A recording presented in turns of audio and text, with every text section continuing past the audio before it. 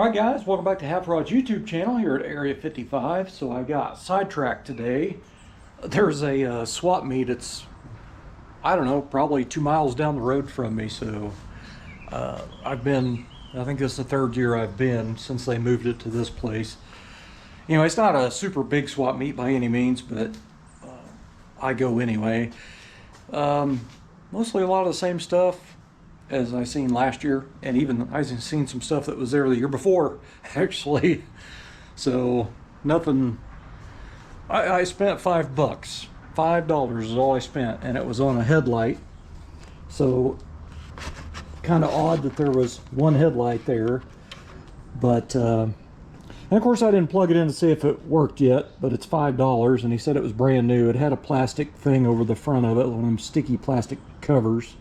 But I bought this for, and I wasn't even thinking about it, it's just when I seen it, I knew I needed that.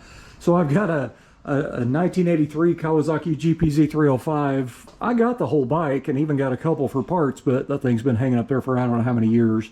And I keep threatening that I'm going to paint all the parts one year and then put it together during the winter in my house, but it just never happens. But anyway, that motorcycle, it's a little sport bike, and I had one when I was 15. It's why I've got another one. I couldn't find my original, so I ended up buying three for part. One to build, two for parts. But anyway, I modified that headlight bucket, the factory Kawasaki headlight bucket, to take an aftermarket that size headlight. And I had bought some aftermarket, a pair, you know, them overseas kind of cheapy things, H4s to put in there. And I ended up using them in my 79 Regal project I had. Well, it was an 80 Regal, but it had a 79 front header on it. And it takes two of those square style headlights. But anyway, I just noticed that it says Phillips on it. I just noticed that. That's cool. But anyway, I just need one headlight. So I asked the guy what he wanted for it. It said $5, and I said, I'll take it. So I did find a few more other things, which is just, it was a little too much money. It was a little more than I wanted to spend. But anyway, I'll give you an update on the square body chassis. So I've been doing a lot of cleaning and sanding and disassembly. It's one of them deals for me where, well, you know, it'd look better if I remove this. And might as well just remove this while you're removing this, and that's what happens. But right now the whole front frame is loose from the cradle, and what that's going to do is allow me to paint everything in and out, and I'll be able to blast this area that's kind of, you know, tucked underneath the frame right there. I'll be able to blast all this with my blaster. Now I mainly want to just paint the chassis and the cradle. I'm not really going to worry about getting paint on the, like if I overspray them, I overspray them, but I mainly just want to shoot the cradle. But I don't want to disassemble anything right now. I even thought about just painting the chassis and then bolting the cradle back on, but I'm going to go ahead and paint the cradle as well. But I'm just going to kind of paint, you know, what I can get the little paint gun up there in there too. But the control arms I'll remove at a later date to, you know, put new ball joints and A-arm bushings and all that kind of stuff. So that's a plan. Now I would like to paint this tomorrow, so I've got some work to do, and it's clouded up, and it was supposed to rain according to the weather, but not for very long. And I've got to do some blasting, and I hate to blast that and then moisture get in the air from the rain and then come out here tomorrow and it's all surface rusted again. But it's a mess. But I've got a lot done. I still need to work on the back here. I've already done the side, and I've done the top of the frame rail here, but I need to like do the inside of the frame rail and then that whole frame rail over there, about, you know, at least half of it. But I'm gonna have to use my blaster up here in this front area. I can't get to all this real good, and my cut brush won't fit in there, it's too big. So I'm just gonna loosely blast that in there and kind of blast around down in that a little bit. But any of the hard to reach areas I'm going to blast that I can't get my cut brush and my sander in. But I just want this forward frame section to look really, really nice when the hood's open. All right, so I opened the hood of my square body, and what I'm looking at is I want to see how much of the frame rail is actually exposed.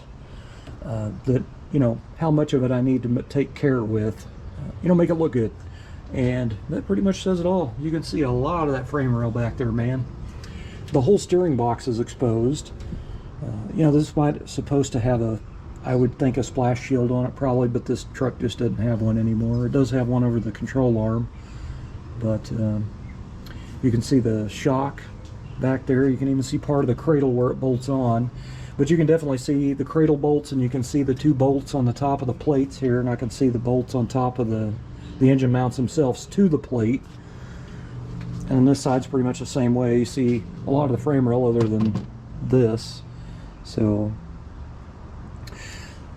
it'll look really nice, I think, after it's painted and everything detailed. And then, you know, at least come down probably to here. I want to take real good care of all this up here and make it look really, really clean.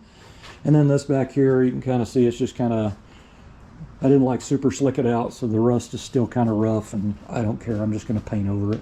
Doesn't bother me. I've got these parts out here. I am going to blast these when I blast the hard to reach areas on the chassis. This is all the, you know, the plates that go up here on the front of the chassis. And obviously I want to paint those inside and out and get the back side of the chassis. It'll be nice having these out to paint. I'll get a thorough paint job basically, and then get these painted black, and then when I go to put it together with all the new Gold Cad Grade 8 hardware, it's going to look fantastic. So I'm pretty happy, man. That it took a lot of work to get it to this point, and it's filthy work. Like, it makes it dirty in here. It makes me dirty, but I freaking love it, man. But this whole cradle, I'm going to have to blast a lot of it because it's really nasty. And I'm just kind of waiting on the weather. You know, really, I probably ought to wash this car. I haven't washed this car in so long. And what sucks is I haven't been driving this car because it is on E on the gas gauge. And I don't know what you guys' gas prices are where you're at. I'm up here by Tulsa, so our gas is I was looking to see if I could see it through the tree there. Our gas is $4.19 a gallon for regular unleaded, and I have to run 91 in this. So I was kind of been waiting for the last couple of weeks. I was like, yeah, I'll wait until the gas goes back down, and it just keeps going up. So that's the way it is, I guess. All right, guys, it's Sunday evening. It's about 4 p.m. and I'm going to go ahead and quit for the night. I had a quart that had been opened of that low gloss Rust-Oleum Farm and Implement black, and I noticed when I was shaking the can up that it was thinned out a little bit.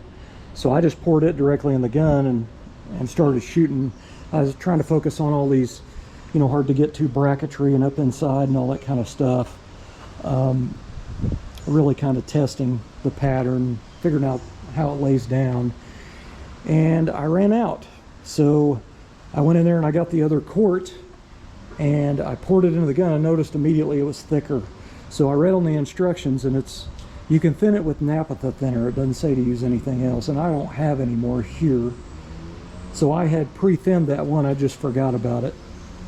So I'm going to go in the morning to Tractor Supply, get some naphtha thinner, come back, mix it up, thin it out, and get the whole chassis shot. I don't think it's supposed to rain tomorrow. I don't think. But anyway, it's going to look pretty nice, you know, not 100% perfection back here. This up here is going to look freaking awesome. This up here is going to be slick because I took it mostly to metal. This back here, I just kind of, you know, took off the loose stuff and called it a day. But I wiped it down with some wax and grease remover real nice, and went through 2 microfiber rags, and they were black when I was done, so it cleaned it up pretty nice. So this paint should stick pretty well. I used some aerosol etching primer and just kind of dusted the bare metal. I didn't put a full heavy coat on. I just kind of dusted it a little bit, give it a little something. But that's as far as I can go tonight. If I'd have had more etching primer, I would have, you know, put more on, but I didn't. So just kind of trying to use what I got around here. Other than I don't have naphtha thinner, so it kind of sucks, man. I could have had this painted and done.